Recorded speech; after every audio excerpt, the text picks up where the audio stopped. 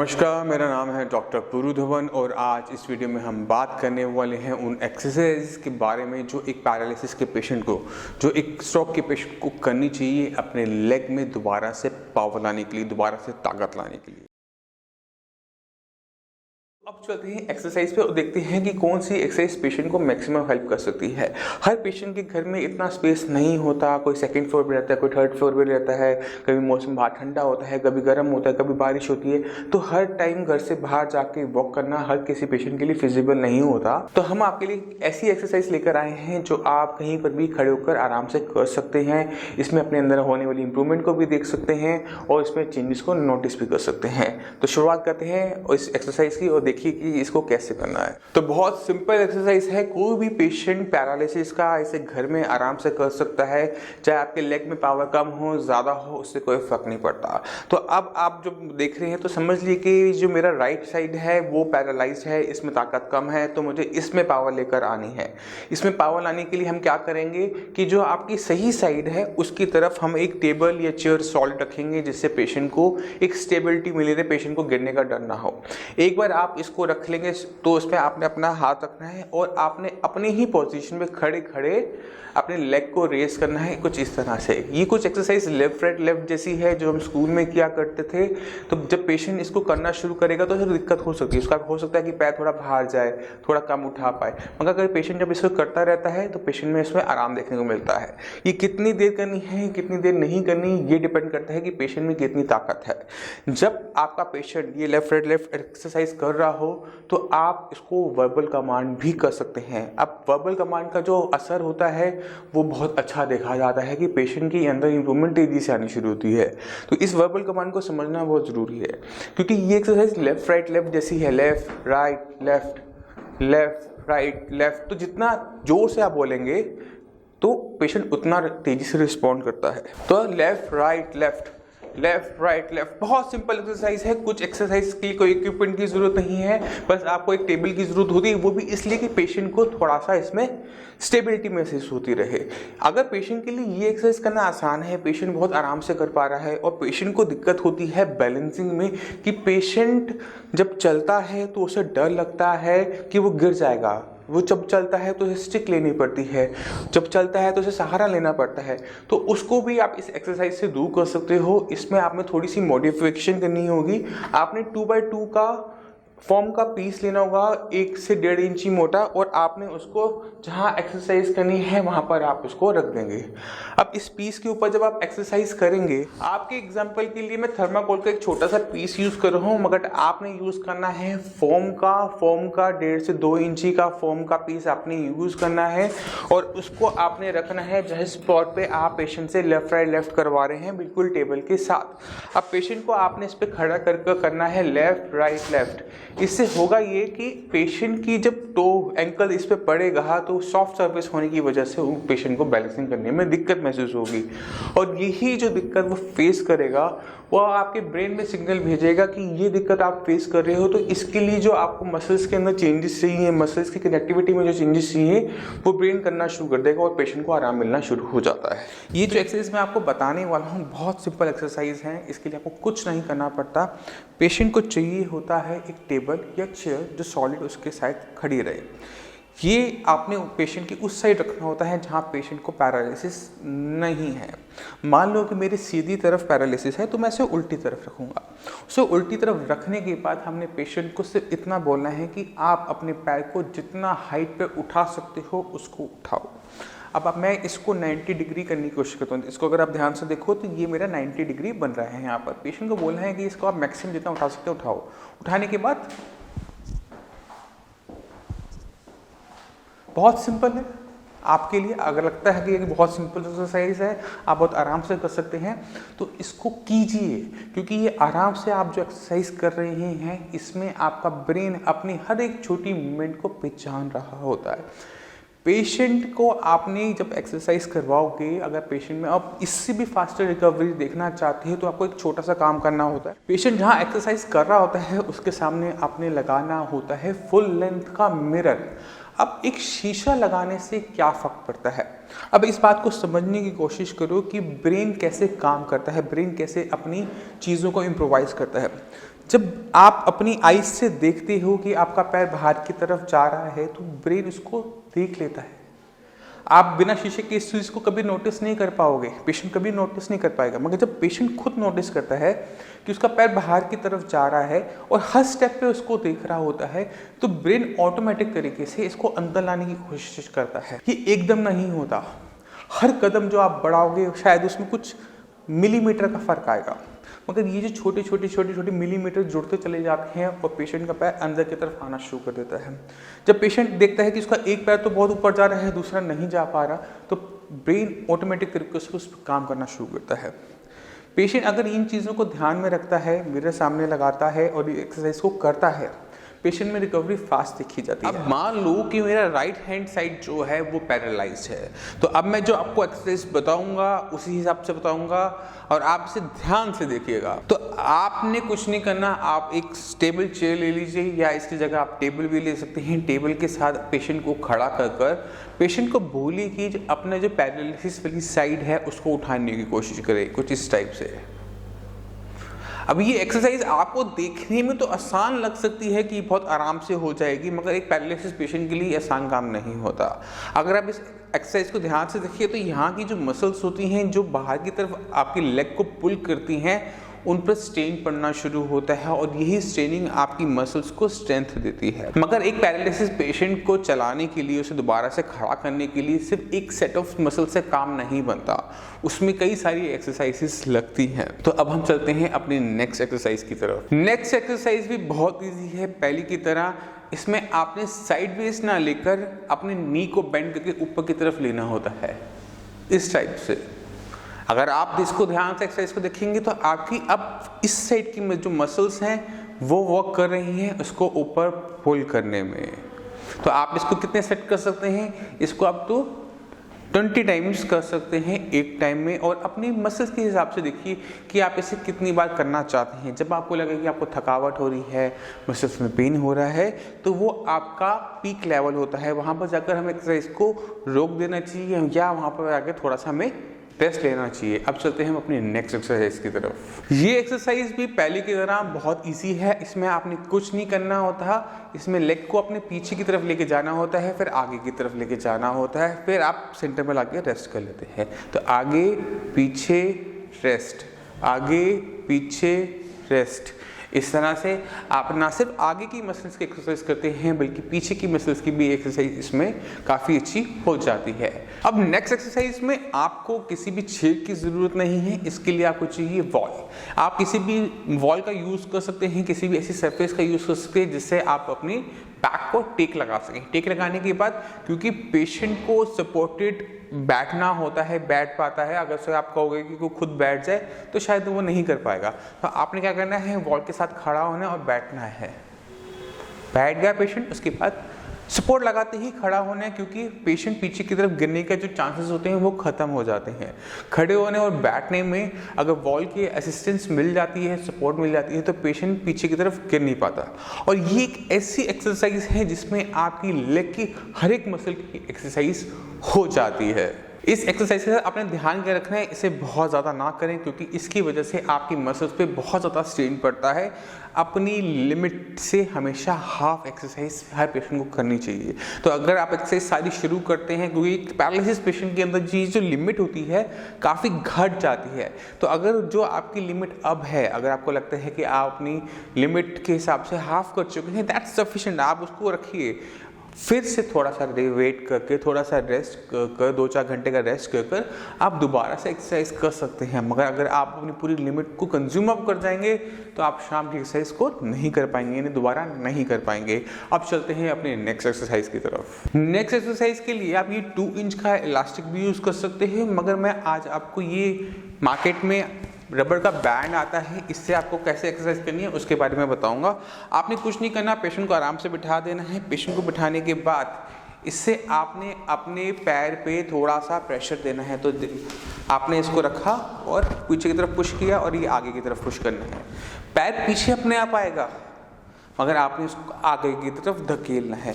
इससे करते हैं तो आपकी जो नी की जो मसल्स हैं, नी के जो लिगामेंट्स हैं वो स्ट्रॉन्ग होने शुरू हो जाते हैं।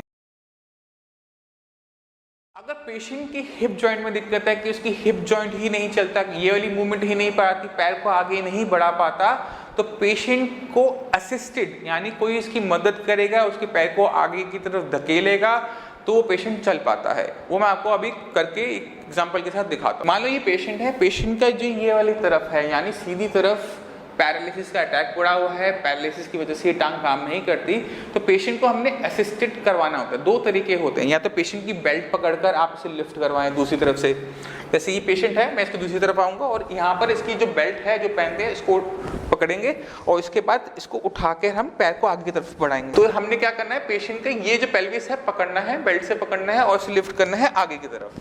इस तरह से हम इसको असिस्टेड हम हिप जॉइंट की मूवमेंट्स को कर सकते हैं। दूसरा तरीका क्या होता है कि पेशेंट का हमने शोल्डर में लिया, अब इसकी लेग को हम पीछे से पुश करेंगे, अगला वो वाला पैर बढ़ाओ, पेशेंट ये वाला पैर बढ़ा लेते हैं, उसके बाद हम इसको पीछे से असिस्टेड कर हम चला लेते हैं। इस प्रकार से जो हिप में जो मूवमेंट है जो नहीं है हम लेकर आ सकते हैं, पेशेंट को चला सकते हैं। पेशेंट जितना चलेगा उतना ही इसमें इंप्रूवमेंट आएगी। पेशेंट अगर बिल्कुल नहीं चल सकता तो भी आपने चलाना है, जितना आप चलाओगे उतना तेजी से पेशेंट के अंदर इंप्रूवमेंट आनी शुरू हो जाएगी। इस बात को हमेशा ध्यान रखो। ये 1.5 इंच का इलास्टिक है, 10 रुपये मीटर मिलता है, मैंने 4 मीटर ले रखा है।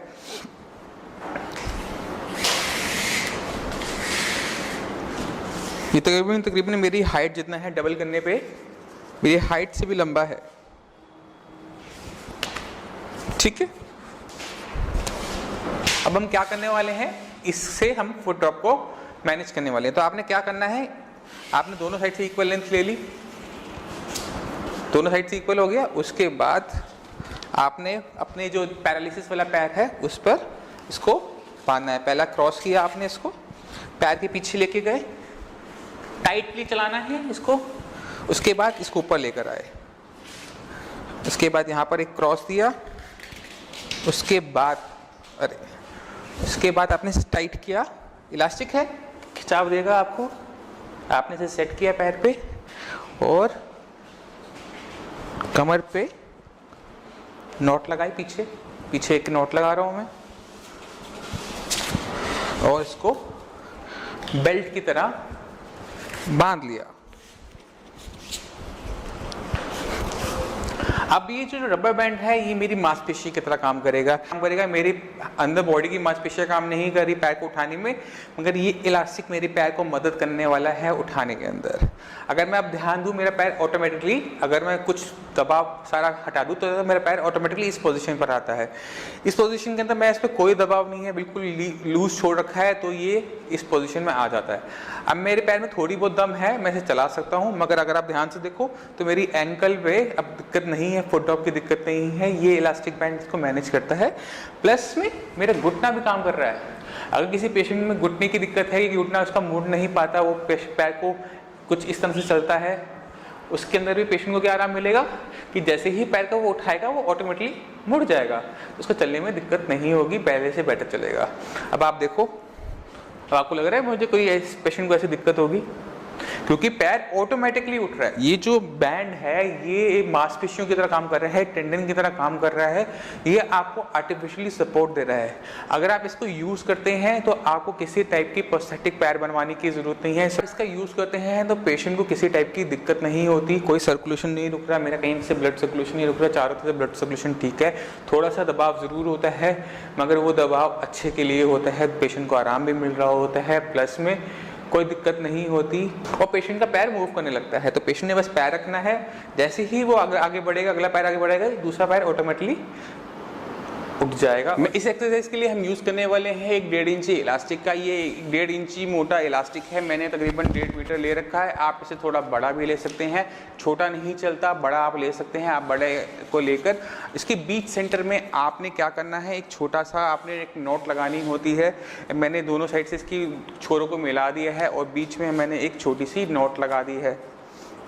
ये नोट इतनी बड़ी होनी चाहिए कि जिसमें आपका पंजा आराम से आ सके।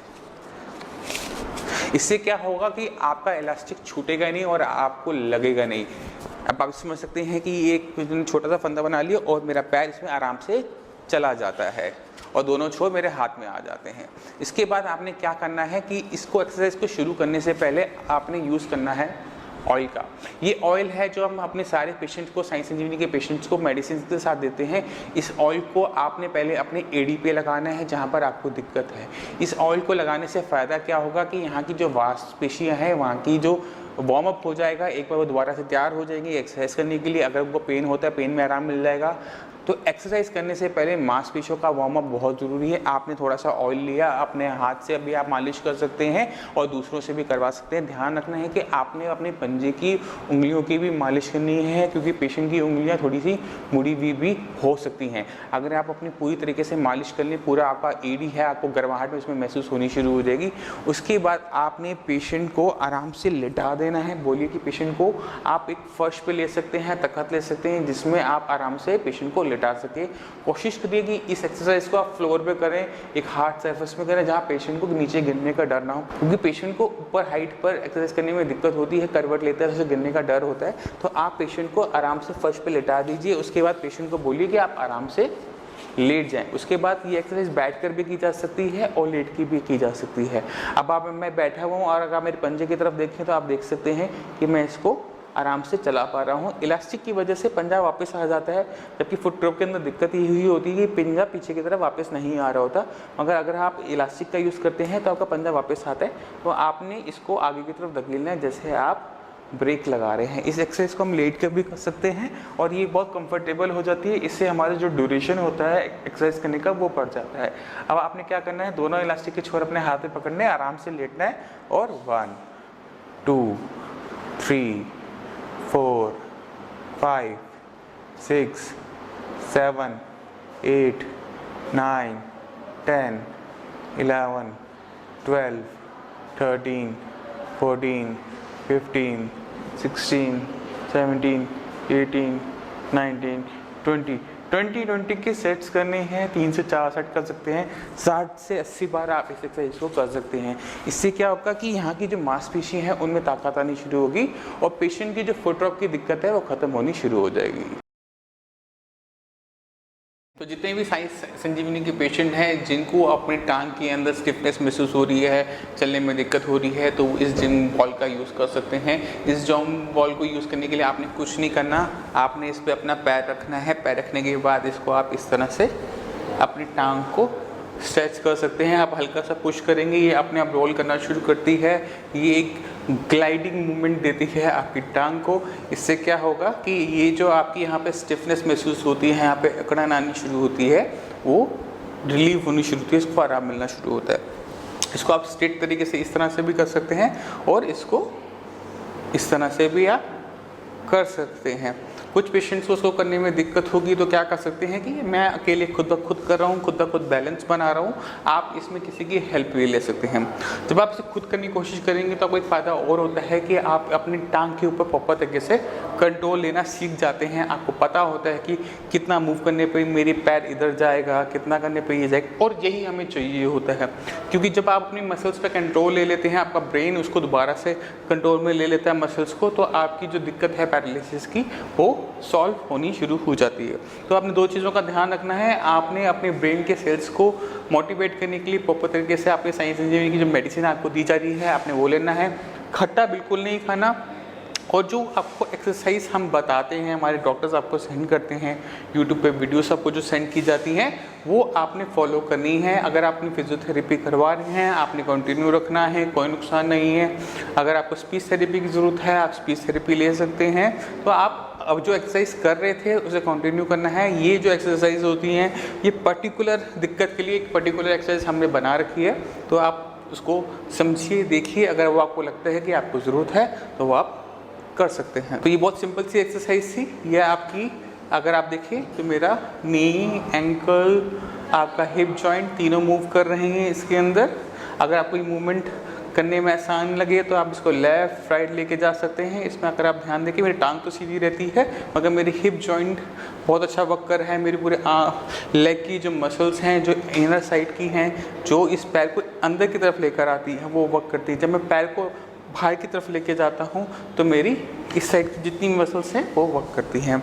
इस तरह से क्या होता है कि आपकी ओवरऑल जो टांग की मसल्स हैं उन सब की एक्सरसाइज बहुत अच्छी तरीके से, बहुत आराम से बैठे बैठे हो जाती है। इससे क्या होगा कि आप अगर टीवी भी देख रहे हैं, कुछ मैच चल रहा है, तो आप बहुत आराम से इसको कंफर्टेबल तरीके से कर सकते हैं। जब आप इसको करेंगे तो आपको थोड़ा सा खिंचाव, स्ट्रेच महसूस होगा अपनी लेग्स में, इनर साइड हो सकता है, बाहर की साइड हो सकता है, बट आप इसे इग्नोर करना सीखिए। थोड़ा सा पेन ज़रूर होता है इन स्ट्रेचिंग एक्सरसाइज के अंदर, मगर ये एट द एंड आपके लिए हेल्पफुल रहती है। इसके बाद फुट ड्रॉप के पे आ जाते हैं कि एंकल क्लेम कैसे कर सकते हैं इस एक्सरसाइज का, क्योंकि ये एक सॉफ्ट बॉल है, इलास्टिक बॉल की तरह है। तो हम क्या कर सकते हैं, अगर आपको दिक्कत सिर्फ अपने एंकल के अंदर हो रही है, तो समझो कि ये एक गाड़ी का पैडल की तरह है, तो आपने इसको अपने एंकल से पुश करने की कोशिश करनी है। ऐसे आप करते हैं तो आपकी जो एंकल की जो मसल्स हैं वो मूवमेंट लेना शुरू करती है, ये इसको वापस पुश कर देता है और ये आपका आराम से एंकल की जो एक्सरसाइज है वो होने लगती है। क्योंकि अगर आपको फुट ड्रॉप है तो जो आपकी ये वाली जो मसल्स हैं जो आपके फुट को ऊपर की तरफ खींचती हैं, इनमें वीकनेस होती है, क्योंकि आपका ब्रेन यहाँ तक सिग्नल नहीं भेज पा रहा होता, ये आपकी वॉक के अंदर चलने के टाइम आपकी पूरी तरह से हेल्प नहीं कर पा रही होती। तो हमारे पास अल्टरनेटिव ऑप्शन क्या होता है कि जब हमने ब्रेन की मेडिसिन देनी शुरू की तो ब्रेन ने क्या किया, आपके जो कंट्रोल था वो तो लेना शुरू कर दिया, मगर उसको सिखाना पड़ रहा है। सिखाने के लिए हमें क्या करना है, एक ही चीज़ को बार बार आप करेंगे तो आपका ब्रेन उसको सीख जाता है, प्रोग्राम्ड हो जाता है, उसके अंदर मेमोरी चली जाती है कि मैंने अगर अपने फुट को इस तरह से पुश करना है तो कौन से सिग्नल आपने कैसे किस पाथवे से भेजना है, तो वो इसको सीख जाता है। तो आपने क्या करना है, रिपीटेशन, एक ही काम को बार बार आपने पैर रखना है बहुत आराम से और पुश करना है। मैंने अभी बॉल की उस साइड कोई नहीं है, कुछ नहीं है, आप वो बॉल को बॉल के साथ टिका कर आराम से कर सकते हैं। तो इससे आप करना बहुत आसान हो जाएगा और आप जितना चाहो उतना दम आप लगा भी पाएंगे।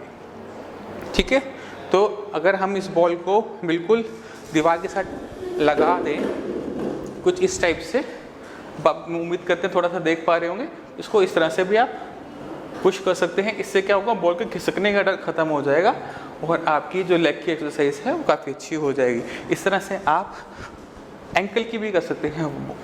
अब बॉल जो है दीवार के साथ सट गई है और हमने पैर से बहुत आराम से रखा हुआ है, इसके बाद हमने सिर्फ अपने पंजे की मूवमेंट करनी है। अगर आपको ये थोड़ी टाइट लग रही है तो आप हवा में कम कर सकते हैं, अगर आपको बहुत लूज लग रहा है तो उसमें हवा बढ़ा भी सकते हैं। इसे हम कहते हैं वॉबल बोर्ड। इसको एक्सरसाइज करना बहुत आसान होता है, इस पर आपने बस खड़ा होना होता है। उसके बाद इसे क्लॉकवाइज घुमाने की कोशिश कीजिए, इस तरह से आप देख पा रहे होंगे कि किस तरह से इसको करना है। आपने सिंपली खड़ा होना है और इसे क्लॉकवाइज घुमाना है। क्लॉकवाइज घुमाने के बाद 10 राउंड घुमाने के बाद आप इसे उल्टा एंटी क्लॉकवाइज घुमाएं। अगर आप ध्यान से देखें तो इसमें कई सारी मसल्स मेरी हिल रही हैं, मेरे टोज हिल रहे हैं, मेरे एंकल की जॉइंट पूरे में मूवमेंट हो रही है, मेरी जो हिप है वो बैलेंस कर रही है, मेरी बैक पूरा मेरे को बैलेंस कर रही है। तो इसको करने से सबसे ज़्यादा फायदा यही की मसल्स को होने वाला है, आपकी बैक को, आपकी थाइस की मसल्स को, काफ की मसल्स को, आपकी एंकल की मसल्स को। अगर आप देखा जाए तो इससे लोअर बॉडी की पूरी एक्सरसाइज, कंप्लीट एक्सरसाइज हम कह सकते हैं। तो इसको करने से हमारी पूरा लोअर बॉडी का जो एक्सरसाइज है, मसल्स है, उन पे काम आ रहा है। इसे आप जब करेंगे तो आप खुद महसूस करना शुरू करेंगे कि कुछ टाइम के बाद ये आपको थोड़ी सी थकावट देने शुरू कर देती है। आपको ऐसा लगता है जैसे आप बॉस पे बहुत ज़्यादा जोर लगा रहे हैं। दिखने में बहुत सिंपल है कि आप बस एक बोर्ड पे खड़े होकर इसे गोल गोल घुमा रहे हैं, मगर इसमें दम लगता है। बैलेंसिंग की जो आपका फियर होता है वो निकलना शुरू होता है। जिन लोगों में बैलेंसिंग का फियर ज़्यादा हो उसको ध्यान रखना है कि वो बिल्कुल सपोर्ट के ना करें। मैं यहाँ पे बिल्कुल सपोर्ट की कर रहा हूँ, मेरे यहाँ लेफ्ट में कोई सपोर्ट नहीं है, मेरे राइट में कोई सपोर्ट नहीं है, मगर इसमें आप क्या कर सकते हैं कि दोनों साइड चेयर्स रख सकते हैं। दोनों साइड चेयर रखने का फ़ायदा क्या होगा, दोनों साइड आपके हाथ टिकाव हो जाएंगे। उसके बाद आपने पैर रखकर इसे आगे पीछे भी कर सकते हैं। मैं आपको करके दिखाता हूँ। इस तरह से चेयर को साइड में रखकर भी आप इसको कर सकते हैं। इसमें आपका जो गिरने का डर होता है वो कम हो जाएगा। जैसे जैसे आपकी बॉडी इसकी यूज टू होती चली जाएगी, आपको चेयर की रिक्वायरमेंट खत्म हो जाएगी और बहुत आसानी से आप इस एक्सरसाइज को कर पाएंगे। तो एक्सरसाइज में आपने कुछ नहीं करना, आपने 10 राउंड क्लॉकवाइज लेने हैं और 10 राउंड एंटी क्लॉकवाइज लेने हैं। इस तरह से करने से आपकी जो पूरी लोअर बॉडी की जो एक्सरसाइज है वो हो जाएगी, चाहे वो आपकी बैक हो, चाहे आपके हिप्स हो, चाहे आपका एंकल हो, चाहे आपका काफ मसल्स हो। आपकी पूरी की पूरी एक्सरसाइज इस छोटे से बोर्ड से हो जाएगी। ये जो बोर्ड है बहुत इजीली अमेजोन पे आपको इजीली मिल जाएगा। कोशिश करूंगा कि इसका लिंक मैं अपने डिस्क्रिप्शन में, वीडियो के डिस्क्रिप्शन में डाल दूं, जिसे आप मंगवा कर इससे आप एक्सरसाइज कर सकते हैं। कैसे एक पैरालिसिस का पेशेंट जो साइंस इंजीनियरिंग की ट्रीटमेंट से ठीक हुआ हो, उसकी मूवमेंट्स वापस आ गई हो, 90% तक रिकवर कर गया हो, बैलेंसिंग की दिक्कत हो, कॉन्फिडेंस ना हो चलने में, वो कैसे एक फॉर्म के पीस से, छोटे से फॉर्म के पीस से कैसे अपनी उस बैलेंसिंग को सुधार सकता है। आपने कुछ नहीं करना होता, उस फॉर्म के पीस को अपने पैरों के नीचे रखिए। ये आपको एक ऐसी सरफेस देता है जहां पर आप अपने एंकल की मूवमेंट को बहुत आराम से कर सकते हैं और बिना घबराए, बिना किसी डर के कि आप गिर जाएंगे। तो आपने क्या करना है, फॉर्म पे खड़ा होना है और पैर को आगे की तरफ इस तरह से पुश करना है, पंजे को आगे की तरफ दबाना है, अपने पंजों से इस फॉर्म को दबाने की कोशिश करनी है। आप देख सकते होंगे कि मैं अपने पैर से, पंजे से इस फॉर्म को दबाने की कोशिश कर रहा हूँ। इसमें मेरा क्या हो रहा है कि मेरी जो मांसपेशियां हैं वो पंजे को आगे करने की कोशिश कर रही हैं। जिन लोगों में फुट ड्रॉप हो, फुट ड्रॉप की दिक्कत हो, जहाँ पर थोड़ी बहुत मूवमेंट हो, पूरी ताकत ना आती हो, पैर पूरा पंजा ना उठता हो, उन लोगों के लिए ये एक्सरसाइज अच्छी है, क्योंकि वो खड़े खड़े बिना किसी जगह भागे दौड़े, ट्रेडमिल के एक्सरसाइज किए इसको आराम से कर सकते हैं। कुछ नहीं करना, फॉर्म लीप अपना 1-2 इंची का जो फॉर्म होता है, जो सीट की डलती है, आप अपनी चेयर्स के अंदर डालते हैं, सोफा के अंदर डालते हैं, डनलप की आती है, आपने उसको रखना है और उस पर खड़े हो जाना है। इसको आप थोड़ा और मोटा ले सकते हैं, मगर इससे पतला लेने की कोशिश ना करें। ये जितना मोटा होगा उतना ही आपकी एक्सरसाइज का जो लेवल है वो बढ़ता चला जाता है। इसके बाद हम क्या कर सकते हैं, हम अपने पंजे को बारी बारी गोल गोल घुमाने की कोशिश कर सकते हैं इस प्रकार से।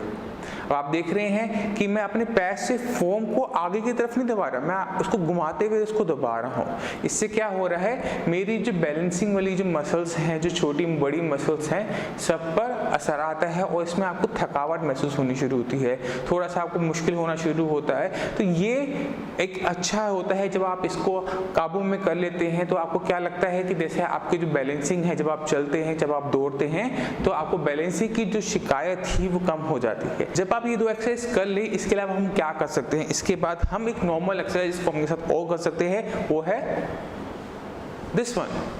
पेशेंट छोटे छोटे स्टेप लेना सीख जाता है आराम से, तो पेशेंट को बोलिए उतरे चढ़े, क्योंकि ये सरफेस सॉफ्ट होता है तो पेशेंट को थोड़ा सा इसमें बैलेंस बनाने में परेशानी होती है। एक फ्लैट सरफेस की कंपैरेटिव में एक सॉफ्ट सरफेस पे पैर रखने पे पैर की मसल्स पे ज़्यादा उसका जोर पड़ता है और पैर की मसल्स ज़्यादा मूव करने के कारण आपकी जो दिक्कत है बैलेंसिंग की, चलने की, वो सुधार होने शुरू होती है। तो क्योंकि इस एक्सरसाइज में, इस फॉर्म को यूज़ करने से आपकी बॉडी पे किसी टाइप का इम्पैक्ट नहीं है, गिरने का डर नहीं है, इसलिए बिल्कुल सेफ है। पेशेंट को स्लो भी कर सकता है, आराम से भी कर सकता है। मैं बहुत फास्ट कर रहा हूँ, पेशेंट को बोलिए कि आप इसे धीरे धीरे करें। इसको करने से क्या होगा कि आपकी एंकल से लेकर ऊपर हिप्स तक की सारी कमर तक की सारी मसल्स में मूवमेंट होने की वजह से, एक्सरसाइज होने की वजह से आपकी जो चलने का तरीका है वो सुधरना शुरू हो जाता है। तो एक बार तीनों एक्सरसाइज दोबारा से देख लेते हैं और जान लेते हैं कि कैसे कैसे एक्सरसाइज करने से आपकी बैलेंसिंग एक्सरसाइज एक छोटे से फॉर्म के पीस से ठीक हो सकती है। तो पहली एक्सरसाइज थी कि आपने फॉर्म के पीस के ऊपर खड़ा होना है और अपने पंजे को आगे की तरफ पुश करना है। ठीक है, इस तरह से आप करेंगे तो आपकी जो एंकल की मसल्स है उनमें मूवमेंट काफी अच्छी हो जाती है। उसके बाद जो दूसरी एक्सरसाइज है उसमें हम पंजे को आगे की तरफ दबाकर उसे रोटेशन में घुमाने की कोशिश करते हैं, क्लॉकवाइज और एंटी क्लॉकवाइज, कुछ इस तरह से। इसमें क्या होता है कि मेरी जो सारी मसल्स हैं चारों तरफ की वो हिलनी शुरू हो जाती है, उनमें मूवमेंट आनी शुरू हो जाती है, उनकी एक्सरसाइज हो जाती है। इसके बाद आप इसे एंटी क्लॉकवाइज भी कर सकते हैं, क्लॉकवाइज फिर उसको उल्टा एंटी क्लॉकवाइज, दोनों टाइप से एक्सरसाइज को किया जा सकता है। तीसरी एक्सरसाइज है, इसे आप एक सीढ़ी की तरह मान लीजिए, इस पे आपने चढ़ना है, दोनों पैर रखने हैं, उतरना है, चढ़ना है, उतरना है। तो ये सिंपल एक्सरसाइज हैं जो आप पैरालिसिस के अंदर कर सकते हैं अपनी पैर की मूवमेंट को बढ़ाने के लिए, अपनी जो खोई हुई क्षमता है दोबारा से चलने के लिए। शुरुआत करते हैं मेन एक्सरसाइजेस की। आपने कुछ नहीं करना, आपने एक चेयर लेनी है, एक सॉलिड चेयर लेनी है, उसमें सॉलिड तरीके से आपने बैठ जाना है और उसके बाद आपने अपने टांगों को बिल्कुल सीधा रखते हुए एक एक करके उठाना है और ऊपर ले जाकर आपने काउंट करना है 1 2 3 4 5, 1 2 3 4 5, 1 2 3 4 5। ये करते समय आपने ध्यान रखना है कि आप जब अपना घुटना उठाएं तो आप दूसरी तरफ झुके नहीं, इस तरह से झुकना नहीं है, आपने अपनी बॉडी को सीधा रखना है और घुटने को उठाना है। उठाने के बाद आपने बहुत तेजी से नहीं करना है, इसको इस तरह से तेजी से नहीं करना, आपने थोड़ा सा इसको होल्ड करना है और धीरे धीरे ऊपर और नीचे लेके जाना है। आप इसमें 5 सेकंड का होल्ड भी कर सकते हैं, चाहे तो इसको आप स्लो मोशन में भी कर सकते हैं आराम से। 1 2 3 4 5 1 2 3 4 5 5 सेकंड आपके लिए होल्ड करना मुश्किल हो सकता है, तो आप 3 सेकंड भी इसमें इजीली कर सकते हैं। एक चीज आपने और ध्यान रखनी है कि जब आप एक्सरसाइज करें तो आपने दोनों पैरों की करनी है। कहीं आप ये ना करें कि आपका पैरालिसिस वाला पैर है जो दिक्कत है सिर्फ उसी पैर की करते रहें और दूसरे पैर की ना करें, ऐसा नहीं करना। आपने दोनों पैर की बराबर एक्सरसाइज करनी है, वरना आपको दिक्कत महसूस हो सकती है।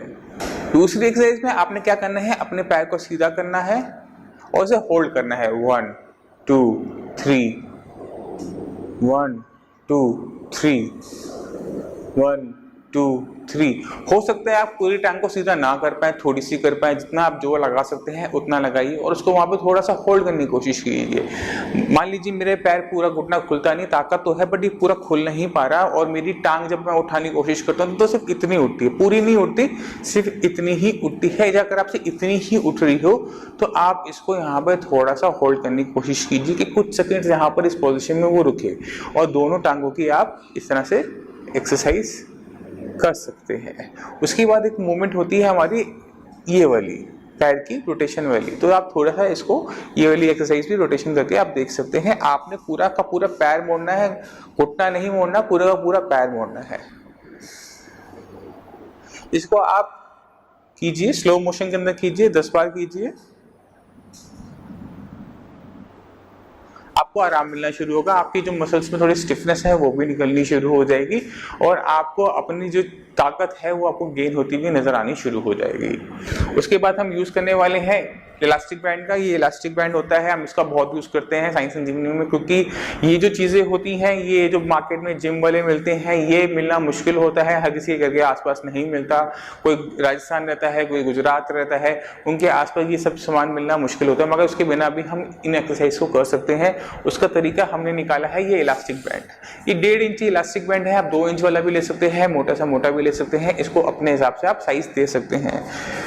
तो हम इसका एक बैंड बनाते हैं, एक छोटा सा फंदा बना लेते हैं, यहाँ पे हम नॉट लगा देते हैं इसको।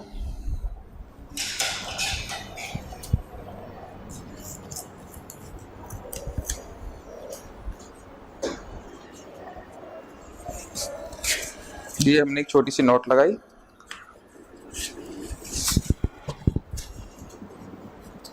अब ये जो बैंड है और ये जो मार्केट में मिलता है 300-400 रुपए का, ये एक जैसे हो जाते हैं, सेम काम करते हैं। ये हो सकता है थोड़ा सा आपको ज़्यादा स्ट्रेंथ देने के लिए काम करे। अब आपने दोनों पैर में इसको डाल लेना है एक साथ और अपने इस पैर को बाहर की तरफ ले जाना है कुछ इस प्रकार से। मान लीजिए कि मेरे सीधे हाथ में दिक्कत है, सीधे हिस्से में पैरालिसिस हुआ था, तो अब यहाँ पर कमजोरी है, इस पैर को हमने ताकत देनी है, दोबारा से ताकत देके दोबारा से हमें तेजी से दौड़ना शुरू करना है, चलना शुरू करना है। तो हम क्या करेंगे, बैंड बांधना है हमने और उसके बाद 1 2 3 4 5। ध्यान देना कि हमने दोनों साइड की एक्सरसाइज करनी है, सिर्फ एक साइड की नहीं करनी। नेक्स्ट पैर 1 2 3 4 5। इस प्रकार से आप इसे 10-10 बार दिन में 3 बार कर सकते हैं, 30 बार कर सकते हैं, 30 टाइम, 40 टाइम, 50 टाइम, अपनी ताकत के हिसाब से आप इसको कर सकते हैं। इनको आप घुटने पे ले जा सकते हैं, घुटने पे भी इसको ले जाकर आप एक्सरसाइज कर सकते हैं कि आप पैर पे पैर खोलने की कोशिश करें। तो अब हम घुटनों को एक दूसरे से दूर ले जाने की कोशिश करेंगे। मेरे राइट साइड में दिक्कत है मान लीजिए, तो इस प्रकार से हम इसको करने की कोशिश करेंगे। 1 2 3 4 5। याद हमेशा याद रखना है कि हमने दोनों पैर की करनी है, इसलिए हम 1 2 3 4 5। तो आपने बराबर एक्सरसाइज दोनों साइड की करनी है। आप इसके 10-10 के सेट कर सकते हैं, 3 बार, 30 बार, 40 बार, जितनी बार आप चाहें उतनी बार इसको आप कर सकते हैं। कोई दिक्कत नहीं, कोई हार्म नहीं है, बहुत आराम से है, गिरने का डर नहीं होता कि पेशेंट गिर जाएगा, चोट लग जाएगी, ये दिक्कत भी इसमें नहीं देखने को मिलती। मैं उम्मीद करता हूँ ये वीडियो ना सिर्फ आपको अपनी लेग की मसल्स को स्ट्रॉन्ग करने में हेल्प करेगा, बल्कि पैरालिसिस को समझने में हेल्प करेगा कि पैरालिसिस कैसे आपकी बॉडी को नुकसान पहुंचाता है, कैसे उसकी रिकवरी होती है।